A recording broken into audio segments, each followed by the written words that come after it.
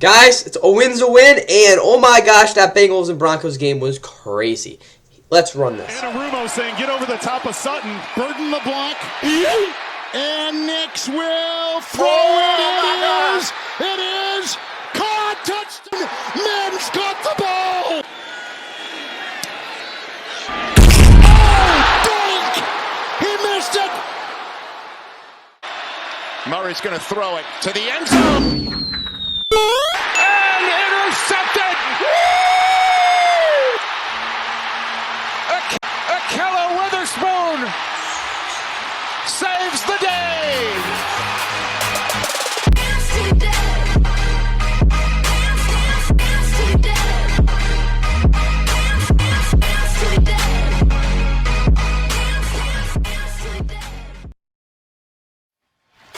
It is time for triple header action today on NFL Network. It gets underway in Foxborough, where the Chargers are now in motion. Herbert looking down the left side. He's got Davis, and he's got it for a touchdown. He's had an outstanding season, 31 for 33 on field goal attempts, and he stripes it. Whoa, that is a lost ball and recovered by Derwin James. With 3 minutes to go in the opening half, sniffing the goal line yet again. Herbert, play fake, zips it, touchdown, McConkey. Which is why he's got the best yards per carry in the league. Here's a free play. Yeah, but Dupree jumped and May wisely throws it downfield, and it's a play made. Hop Douglas. And he just gets it. Herbert, a little pump fake, throws deep. He's got McConkey for another touchdown. Crowd into a frenzy. This one, we don't need spots, but I think it would have been worth it. No challenge. First and goal. Dobbins spins his way into the end zone.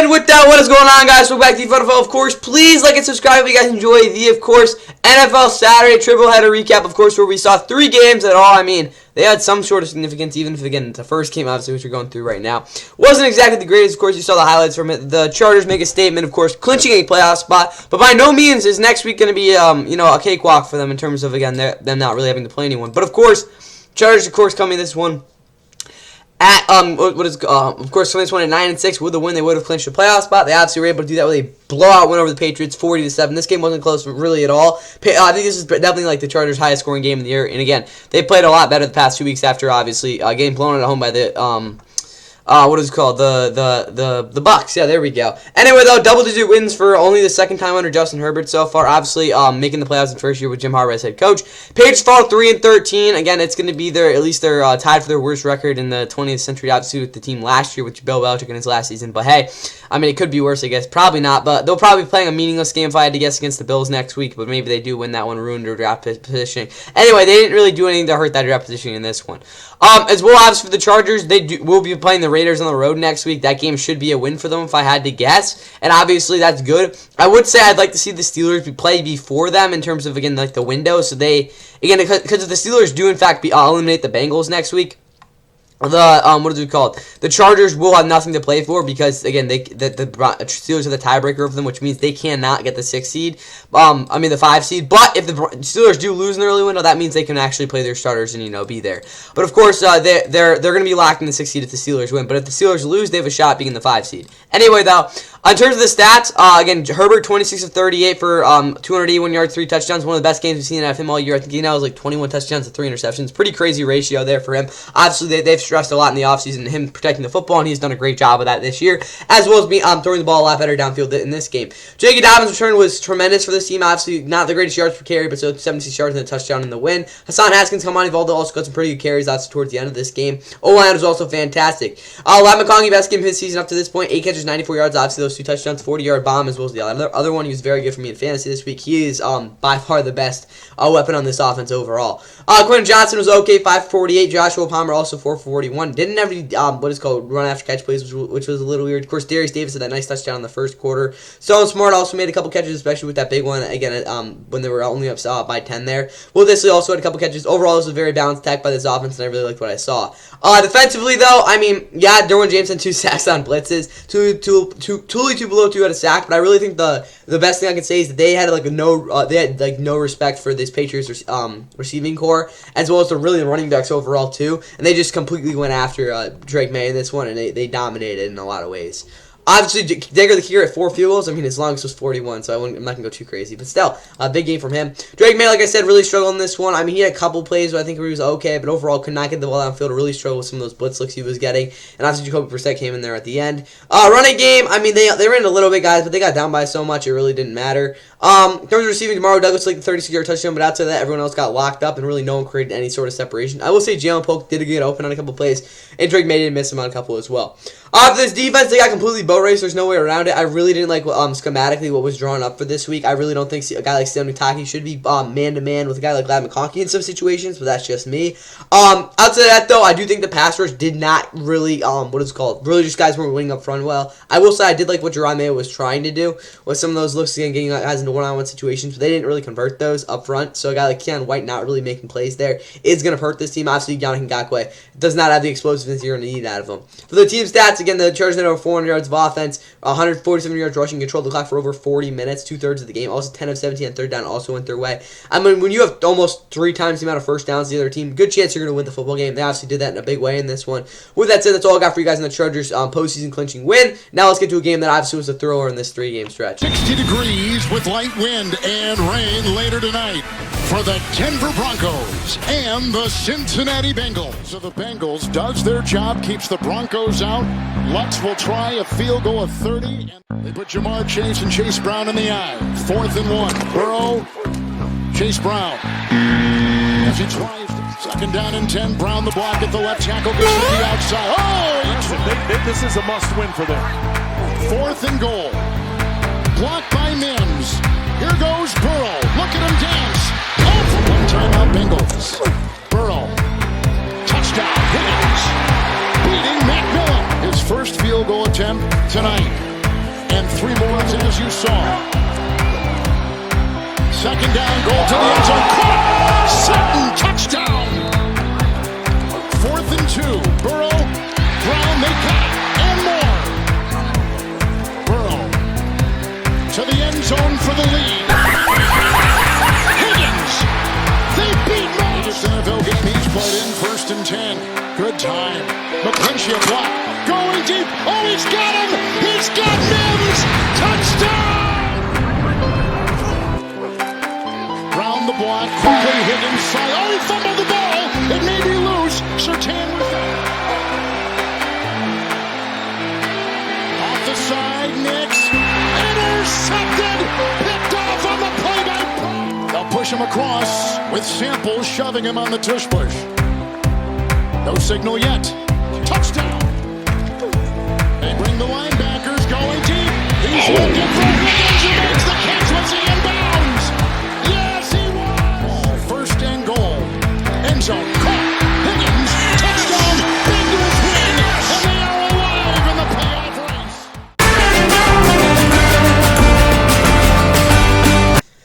And oh baby, were the Bengals lucky in this one? No, I'm not. I'm joking. Anyway, though, this was a great game overall. Obviously, the Bengals getting a 30-24 overtime win, which it shouldn't have gone as long as it did. But hey, it in fact did. Obviously, a lot of talk is around how Sean Payton should have went for the 2-point.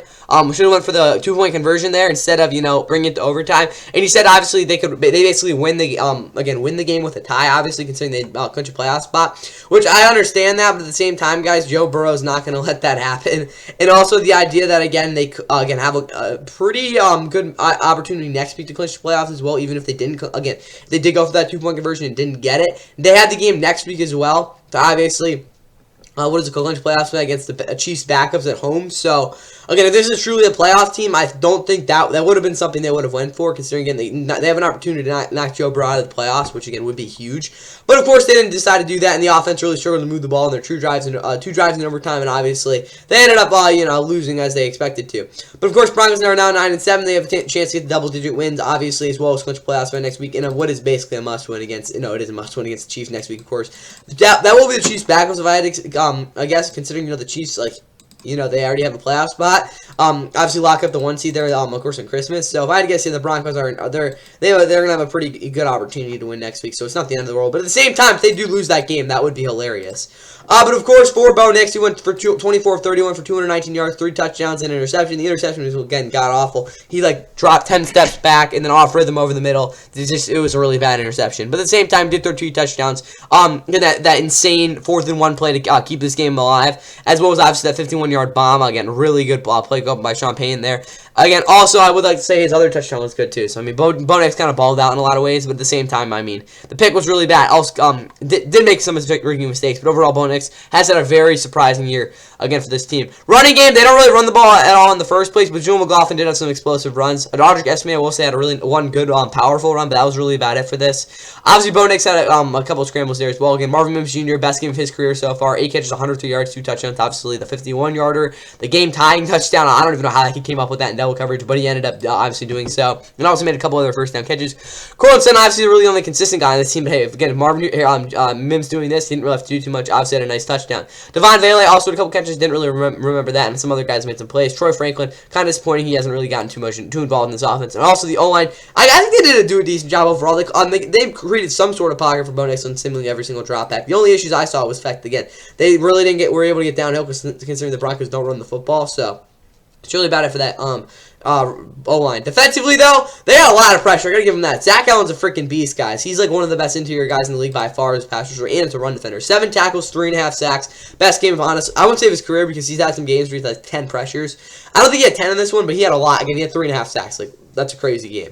Riley Moss, he got picked on big time this one. I'd say he got targeted 16 or 17 times. That might not even be over exaggerating. It seemed like every single time Joe Burrow dropped back in the second and third and long situations, he was going right at Riley Moss, who obviously is a white cornerback. So it kind of makes sense. But at the same time, Riley Moss really struggled in this game. I will say it wasn't like he was giving up some separation on a lot of those plays. It was really, again, the ball placement that really hurt him in this one. But again, for a guy who gets targeted as much as he did, I don't think he played god awful. But at the same time, he gave up 3 touchdown guys. Come on. I think it was 2. Whatever though. Brandon Jones 13 tackles. Again, on that the T Higgins 35-yard catch or something like that into the 5-yard line. You can't really do anything on that. Again, it was pretty good coverage overall. Touchdown. It's whatever. I guess it's T Higgins, but still, Riley Moss did get picked apart in this one.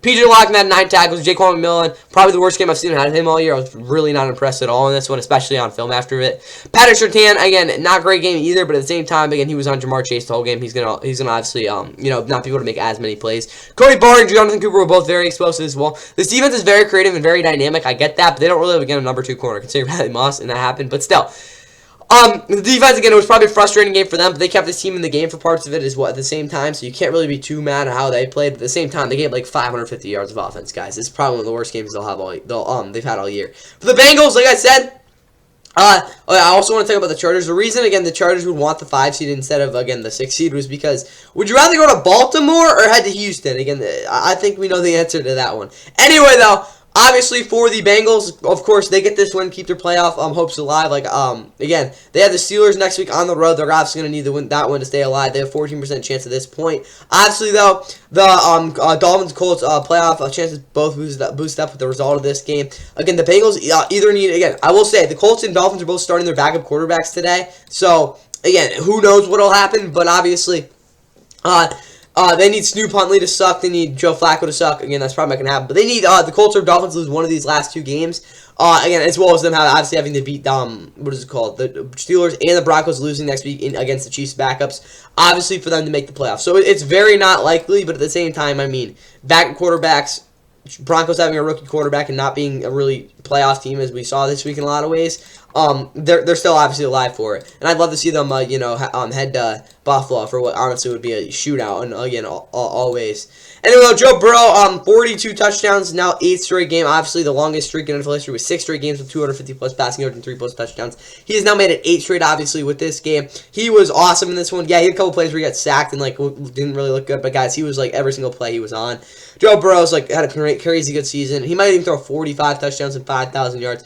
That would be insane, but hey, he could definitely do it. He's at 42 right now, leads the league in touchdowns, obviously. He's had a phenomenal year. Best year of his career by far, too. Running game, Chase Brown was not efficient, but of course he really grinded out the yards there at the end of the game. I really hope he's healthy because he did get a little banged up there at the end. Joe Burrow with the QB sneak touchdown. Chigan's best game I've honestly seen out of in years. Again, career high 3 touchdowns, 11 catches, 131 yards. Jamar Chase 9 catches, 102 yards. He also balled out. Not really, but still. Mike, because you saw the hurdle, he looked like he was having fun. Honor Yossi had the biggest catch in this one, if I'm not mistaken. Outside of again the Teagan's big play, and maybe the Jamar Chase play there at the end as well. Defensively, Cam Taylor-Britt was, I think, okay in coverage. Not one of the best games we've seen out of him. Of course, Jermaine Pratt was awesome in this one, obviously with a huge interception. Joseph Osai, Cedric Johnson, weird. He actually had a couple pressures. Of course, Trey Anderson did his thing out there, as well as the fact that this defense, again, kept this Bengals team. They really closed this one out in the end. Again, you wouldn't really think that in a lot of ways. Yeah, they had their lapses, obviously, but when it comes down to it, guys, they really kept them in this one for parts of it at the same time. So, props to this Bengals defense. They played a lot better, obviously, with this team 4th straight win. Cade York obviously shanked the game-winning field goal. Again, without having McPherson, what do you expect? Yeah, 500 yards for the Bengals in offense. Obviously, controlled the clock from, I won't say most of it. Again, they had the ball for most of overtime. 7 of 13 on 3rd down, though, was really clutch. Again, the 4th down efficiency was a little bit annoying, too. Anyway, though, of course, the Bengals do hang on and survive here, of course, as they, again, have a chance of making the playoffs, of course, next week. Anyway, though, should have a crazy Week 18 with these teams. I would say that you probably want the Bengals-Steelers game. What is it called? Would you want that like at 4th on Saturday or Sunday? I don't know. That can be your choice. But at the same time, the Broncos game you probably honestly want on Saturday just because, I mean, if they win, obviously these games don't matter. Well, the Bengals game still matters for the Steelers. But again, I think that's a little bit of a tricky situation there. But yeah, the Broncos are stuck. Even if they win, they're the 7th seed. Anyway, though, obviously winning in for the Broncos next week. Bengals need a lot to happen. But hey, they're still alive. Been crazy for them over the past couple weeks. With that said, that is all I got for you guys in this game. Now let's obviously get to the Rams' huge win. 7 hours ago, with one Los Angeles team clinching a wild card spot in the AFC. Tonight, another trying to take a giant leap forward in clinching. Murray gives it to Connor. Did he get it? Nope. It does not look like he did. First down play is a pass from Stafford to an open Cup. Cooper Kupp takes it down to the 3rd. Stafford thrown again. Step it up. Matthew makes a move. Look at Matthew Stafford run. Sliding. And he gets it. Williams, touchdown. 4 minutes ago in the first half. Cardi from 53.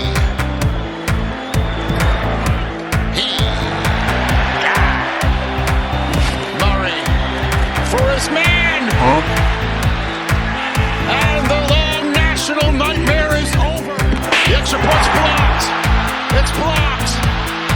Rams. Chad Ryland. Egon at the top of your screen. Stafford's looking that way and then back to Nakua. Puka Nakua is free. From 25. Field pirouettes. All kinds of time for the end zone. Intercepted. Picked off by Cameron Kitchen. Gotta talk about why. Let's talk about. Now, I guarantee that none of you guys had this type of game in mind, of course, as the Rams put up another baseball score and get by, of course, knocking up the Cardinals 13-9, and it was a very brutal game to watch in a lot of ways, especially for that Rams offense that obviously really struggled to move the football. But, of course, the Rams shut out the Cardinals in the first half, and now for the first time since 1975, nearly 50 years ago, again, hold opponents to less than 10 points in 3 straight games, which is crazy when you think about it. But hey, the Rams defense is a closing group. That'll be what they're going to need to be able to do in the playoffs, and obviously the Rams have a very good shot at making the playoffs. In terms of, again, the Rams, there's a decent shot they'll be the 3 seed. Again, they have over 99% chance to make the playoffs now. Again, the Seahawks under 1%. But for the Rams overall here, they obviously need the Falcons. Honestly, the best thing for them to happen is like what I kind of played out in my predictions. Go watch the, of course, NFL. What it's called, Week 17 preview after this, obviously. But for the Rams, They, in fact, need the Bills to win against the Jets here in the early window. Where are they? Of course, for the Bills to clinch a 2 seed for them. Again, that's the incentive for them. They would love for the Bills to win the early window. They need an upset for the Browns. Obviously, they're horrible, but again, if they're able to beat the Dolphins beat Snoop Huntley, that would be the second thing the Rams need. And then they need the Vikings to win. What is it called? On America's Game of the Week against the Packers at home. For obviously the Rams to clinch the playoffs. But this is for the strength of victory tiebreaker. That again is what the Rams would need if they don't want to have to if they don't have to play against the Seahawks. Also, if the Commanders win on Sunday Night Football, that's another way they can do it. Again, this is the earliest they can do it is obviously after this Packers and Vikings game. But again, on Sunday Night Football, the Rams can clinch it before the end of the night, obviously. And the last thing that again, like they actually need, it would be the Niners again upsetting the Lions tomorrow night. So overall for the Rams, again, there's a lot of stuff that it's not. I wouldn't say it's super duper likely for them to clinch this week, considering again. Well, I'd say it's actually not too awful, considering really the only toss-up I think in terms of like projections would be Vikings and Packers. Honestly, if this game goes the Rams' way, I think they could absolutely again with this game clinch a playoff spot before the end of the night. But then that's what the Rams obviously need there. Again, they've now won 5 straight games, longest since of course they won the Super Bowl back of course in Super Bowl 56. But of course, on the Cardinals side, obviously they're out of the playoffs, playing a meaningless game against the Niners next week. Maybe they obviously are going to want to win that one to finish the season on a high note. But overall, they competed really well in this one. Offensively, they didn't play bad at all. They were miles better than the Rams in this one. Like that's just how it went. But of course, their inability to move really again finish off drives really hurt them in this one. Also, they were kind of complacent in the first half. But Cardinals offense moved the football really well. They controlled the clock. They actually did a pretty good job overall in this one. The Rams offense, a lot to talk about. We'll get to that in a minute. Anyway, though. Again, the Rams will be hosting the Seahawks, and I guess what would be a game they'd want to win next week. I really don't know yet, guys, because I got to wait for these strength of schedule things to play out. Again, I'll talk a lot about it tomorrow, again, depending on what happens, but the Rams are effectively going to win the division. I'm not going to say for sure, but they have a very, very good shot. Kyler, 33 of 48 for 321 yards, touchdown, 2 interceptions. Obviously, one of them was a desperation throw that Cam Kitchen shouldn't even picked off. So, I mean, that really wasn't even Kyler's the end of the world for him. Second one, obviously, was very unfortunate as he just basically chucked the ball at Trey McBride's head, who also had an insane game. He's one of the best tight ends. Him and Brock Bowers are like neck and neck there. But of course, yeah, Kyler, that was really unfortunate play there at the end too. But I mean, Rams needed it. But Kyler outside of that was very good throwing over the middle. He also found guys outside. I really didn't like the approach from the Rams secondary in this one, partly because they don't have the right guys out there, which we'll of course get to in a minute. But at the same time, Kyler played really well. Again, it was just those 2 unfortunate plays. Michael Carter in this running game really didn't get going. I mean, they didn't really run the ball at all in this one. Again, he had a big last drive before obviously they just decided to throw it there on that one play.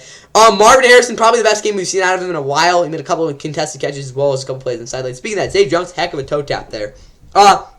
Outside of this offense, the O-line, I think, did do an okay job. Of course, Kyler got sacked a lot, but at the same time, like, he was kind of moving around and, didn't really get the ball out of his hand at some points. This defense, again, they looked like I kind of expected them to. I mean, again, first off, they were really physical, and they really made it hard on these Rams receivers. This Cardinals secondary completely locked up some of the Rams guys, especially, Cooper Kupp. But outside of that, Garrett Williams was fantastic. The pressure was not there, though. I would say they got decent pressure, but Matt Stafford was able to navigate it pretty well, which just shows they don't really have, again, the most, I wouldn't say talented group of pass rushers. But, of course, Buda Baker was really good in this one, and overall, this defense was very disciplined. That kept him in this football game. Of course, again, Chad Ryland had a field goal as well. For the Rams, Matthew Stafford missed a lot of throws in this one. Let's just put it as it is. He was running around a lot. He was just trying not to get sacked. And that's what I'll have to get to in a second there as well. But Matthew Stafford missed a lot of throws in this one. Obviously not one of his best games. Kind of ended the season. Or again, we'll see what happens actually with the rest of the week. But at the very least, going into the playoffs, not on his best game. Kyron Williams didn't get 60 yards, so that breaks the streak for him. But it's really because the Rams forgot to run the ball. I think what ended up happening was, especially on film, was Sean McVay was trying to get scheme receivers open and get Matt Stafford again kind of in a roll. And he's like, oh yeah, well, I forgot about Kyron. Yeah, Kyron should have gotten like 20 carries in this one. He's getting the offense. The Rams offense goes as Kyron goes, and obviously they didn't go in this one because they didn't really get the football to him enough. He had like less than 10 carries in the fourth quarter. And obviously Matt Stafford with a really funny 12-yard run as well. Blake Corum should have had more carries there too. Puka, 10 catches, 129 yards. He's really the only receiver that I can really count on right now. Cooper Kupp, I'm sorry, he just hasn't gotten open at all the past 3 weeks. It's been really bad. Of course, he got wide open on that one play, which is nice. But at the same time, he's got to step up going into the playoffs because the Rams, I really don't think will be able to consistently, again, be able to move the ball. Obviously, they're going to want to run the ball, but in those opportunities, Cooper Kupp is going to have to get open there. As good as Puka is, he's going to get keyed in on it, and Cooper Kupp has to get open better. The past 3 weeks, he has gotten locked up. It's got to change there. In terms of Jordan Whittington, use him in any way possible. Get him in the field in any ways possible because he not only creates creativity, but he's also going to get open anyway. Tyler Higbee, use him more. Of course, he had a huge third down catch. I thought he was, that was almost a drop there. Of course, Matt Stafford off in this one. But it just didn't look right there. Also, Cooper Kupp and Matt Stafford, they got to get on the same page. It just doesn't really look right there. Also, Cooper Kupp, I don't really think is being put on the best routes either. Anyway, though, Kyren Williams, he had a couple catches, I guess. Demarcus Robinson isn't getting open either. Tutu Atwell, I got to see him get, again, they got to use him. He opens up the offense completely. After that, this Rams O-line, again, you can't really complain when they haven't given him sacks in like a month or something like that, but I think they could have been better as a run blocking unit overall. But this Rams O-line has improved immensely, and you got to give him some credit there. For this defense, again, Cam Kitchens is a playmaker. We saw this one, 8 tackles, interception, but in terms of his coverage ability, he's not great. That's why I want a guy like Kobe Durant out there, but again, they don't want to put their best player, so honestly, one of the best players in their entire team on the field. Like, that's just, I guess they don't want to.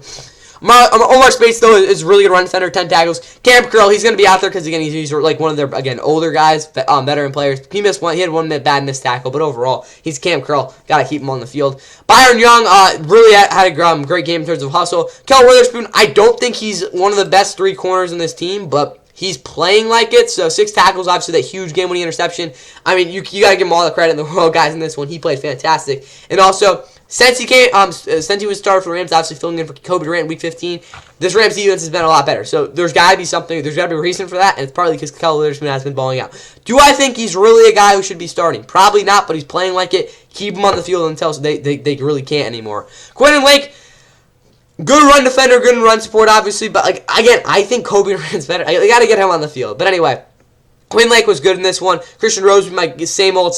Braden Fisk was awesome with 2 sacks. Kobe Turner also had a sack. The Rams get a ton of pressure. Jalen McCall obviously got to get him in the field. He's very opportunistic. Michael Hoyt is got to keep him on this. Find a way to keep him on this team coming in next season. He does everything for this team. Overall, this Rams defense played fantastic. I get they gave up a lot of yards. I really don't care. Josh Carter also had a huge 53-yarder. Again, the Cardinals had 400 yards of offense. Controlled the clock. I really don't care. This Rams defense made the big plays when they needed to, considering their offense couldn't even put up 260 yards and again have more than 12 first downs. But overall, Rams get the huge W, put themselves in a very good spot to winning this division. With that said, that's all I got for you guys here, and of course the NFL, what is it called, Week 17 Saturday triple header recap. Again, I hope you guys enjoyed all these games. Well, not really, not the first one, but at least the last 2 had pretty cool endings. That's all I got for you guys here. Now, obviously, enjoy your Sunday at football, and again, I'll see you guys for the recap of all these Sunday games tomorrow. A corner blitz, Sanders stepping up and firing complete, breaking a